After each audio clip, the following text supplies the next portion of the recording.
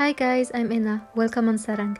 Today's video is on a certain evolution that says a lot about the viewers and Korean society in general. We will see today the evolution of the male main character, mostly from the 2000s to today. To eventually illustrate this video, I will mostly talk about K-dramas main characters that are extremely famous, such as Boys Over Flowers, Goong, the Heirs, also called Inheritors, True Beauty, and more. Before treating of the subject, please make sure you watch all the K-dramas I will mention here and be aware that there will be spoilers. If not, please watch them later once you watch all of them. Also, please note that this video is only my opinion and that if you don't agree with me, that's totally fine.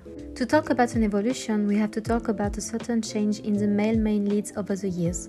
When we take a look at most of the K-dramas of the 2000s, most of the time, the male main lead is mostly someone who hides his feelings, mistreats the girl main lead that makes her think she is useless or unbeautiful. Typically, it was a type to pass from enemies to lovers type of drama. And when there is a main lead, there is also the rival. At that time, the rival was the clearly opposite of the main lead. Tender, nice, always here for the main female character whenever she wanted, very romantic, yet the girl lead is just blind. Let's just say it. Except that there is a pretty toxic thing about this shim. The toxic main lead was told to be a normal boy. This K-dramas was pretty much saying, this boy is toxic as hell, but it's okay because he is hot, he has money, and his toxic behavior is all you're craving for. It was teaching viewers that if a guy gives you attention, listens to your concerns, treats you well, and is nice to you, nah, it's not attractive. But when he treats you like trash, humiliates you publicly, doesn't show or share his feelings, and treats you as he desires, yet that is attractive. Very problematic, right? In 2009, the very famous K-drama Boys Over Flowers perfectly illustrates this idea. The male main lead, Ko Jun-pyo, is rich, spoiled, arrogant, and is supposed to love the main character. Yet we mostly see him mistreated her in the beginning as he hates her. And by the way, the fact that he harassed her and that he dated her then is pretty weird too, but anyway. But he also mistreats her afterwards because he has feelings for her. The other character, or also called the rival of Junpyo, is Yoon Ji-hoo, one of his best friends. Literally, he is an angel. He was a crush of the main character at first and he fell for her eventually, yet he finally has no chances with her as she goes to Junpyo. This drama leaves a message that you can change the bad guy and turn him into a good man, that he needs you. Okay, good, but when is turning someone bad into good is your priority? Also, let's not forget that this scene when she almost did something very tragic in the pool because she couldn't be with Junpyo anymore.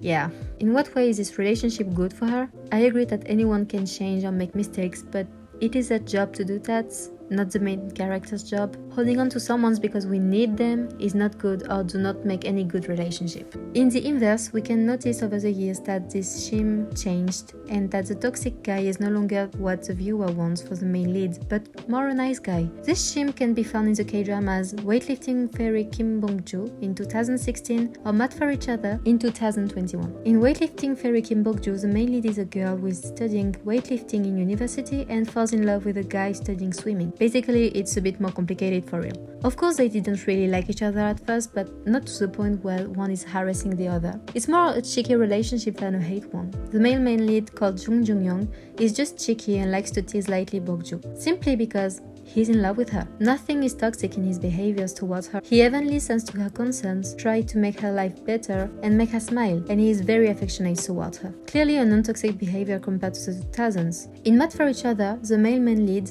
No Hui-ho, is a guy who has anger issues. So much that he had to stop walking. As he meets his neighbor and hates her because he thinks that she's crazy and wants to hurt him, he finally comes to get to know her more and eventually falls for her. We have here an enemies to lovers shim, but the difference with Boys Over Flowers is that none of them is doing that for fun. We do not have harassment, we only have misunderstanding situations, which had to comic effect of the K-drama. As the main lead has an anger issue, he clearly understands that he needs to get rid of them and heal, for the better since he is in love and wants to be a good and healthy partner for his girlfriend. And she eventually does the same. They do know that they are in love, but both understand that they have problematic issues that they need to get rid of in order to be in a stable and healthy relationship. And I love that. They do not ask the other one to heal for them the issues they have. They understand they need to heal themselves to make the other one happy, but mostly to make themselves happy. Of course, in this shim, from the toxic guy to the non-toxic guys, some exceptions exist. Some K-dramas appear to present both main leads that are both toxic. For example, Goong. In Goong, also called Princess Hours, a 2006 K-drama, the main lead is a prince named Lee Shin. Once again, rich, spoiled, hot. Very hot, let's just say it. And arrogant. The same type as Jumpyo. The rival is Lee Hyol, his cousin. At first when we watch the K-drama, we come to the conclusion that the only toxic character is Shin and that Hyol is a sweet angel. But the more you watch the episodes, the more you understand that he's actually pretty toxic too. He literally cannot accept the fact that the main lead cannot love him and forces her many times to change her opinions. He lets himself being controlled by his mother and hurts the girls he loves deeply. Yep, very in love, right? So when we say that the rival is toxic, we can maybe say, okay, so does that mean that the main lead is like not toxic as we thought? No, truth is both of them are from the beginning to the end. Shin and Hyol just destroy the girl main lead. As in the first episode she's happy, full of life character, she clearly loses her love for life over the episodes. And we see a girl being destroyed and broken. This shim can also be seen in the K-drama The Heirs, also called Inheritors, which the second lead isn't better than the first one, honestly. But there are some cases where none of the male leads are toxic. The best example I thought of was True Beauty, the K-drama adaptation of 2020 of the famous webtoon. The main male lead in the K-drama is Lee Soo-ho, a literal baby. Even if he comes out as cold at first, it is just a way for him to put a distance between people and him, as he does not judge people easily and prefer to distance himself to get a better view.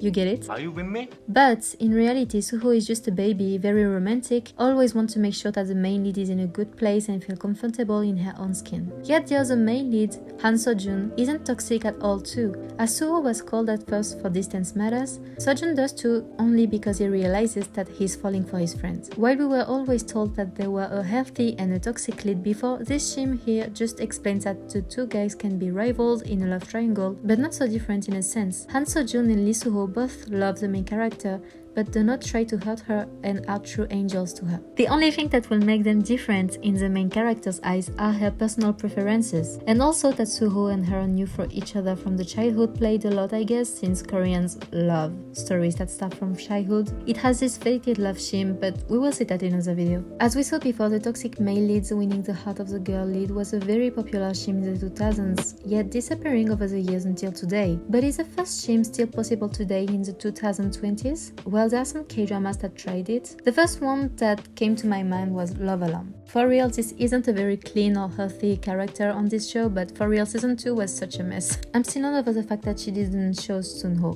but honestly, when I think of it, I prefer it this way. Why? Because Kim Jo-jo is a toxic character. Her and Hye-young are pretty much similar. It was very surprising to see that he had a chance with her in season 2 while she had all her eyes over Hwang Sun-ho, but suddenly switches to Hye-young.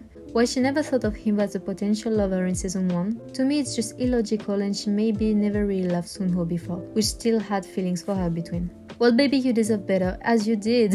As for another one that tried the same shim we had nevertheless in 2021. The toxic fuckboy? Yep, no thanks. But it is what the main characters wanted all along. The toxic male lead came back in this K-drama, and as his rival we had Young Do-hyuk, a true angel. He was so sweet and all gentle, my godness. But she chose a toxic and distant Park Jae-hoon. Honestly, I thought it was a whole mistake. Jae-hoon never really proved before if they were in a relationship with her or not, but acted as a boyfriend, so made her believe in a sense that there were a chance between them. While he was sometimes meeting girl, and she kept defending him, and associated herself with him while totally denying her feelings.